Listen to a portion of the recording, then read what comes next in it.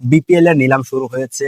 BPL এর এই নিলামে সবচেয়ে বেশি আলোচনার বিষয় সেটি হচ্ছে নাইম শেখ, যে এই মুহূর্তে জাতীয় দলে নেই, টি-20 দলে এই মুহূর্তে নেই। তবে তাকে নিয়ে কেন এত বেশি আলোচনা হচ্ছে, কারণ হলো নাইম শেখ প্রায় 1,10,00,000 টাকায় তাকে একটা ফ্র্যাঞ্চাইজি কিনে নিয়েছে। এটা হচ্ছে সবচেয়ে বেশি আলোচনার বিষয়। লিটন কুমার দাস যারা জাতীয় দলে খেলছে এই মুহূর্তে, রাইট নাও তারা খেলছে, কিন্তু তারা এত পরিমাণ বৃত্তিমূল্যে কোনো ফ্র্যাঞ্চাইজি তাদেরকে কিনেনি। কিন্তু নাইম শেখ রাইট নাও সে জাতীয় দলে নেই এবং সে ফর্মে নেই, সেজন্যই তো জাতীয় দলে নেই। তারপরেও তার দাম 1,10,00,000 টাকা।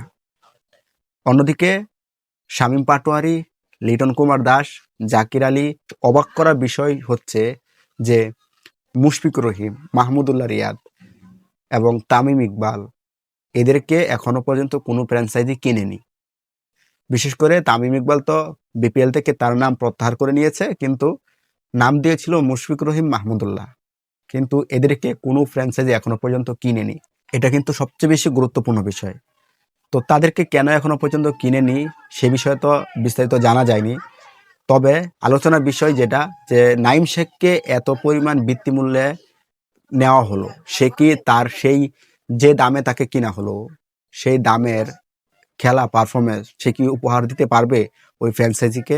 প্রশ্ন কিন্তু এখানেই।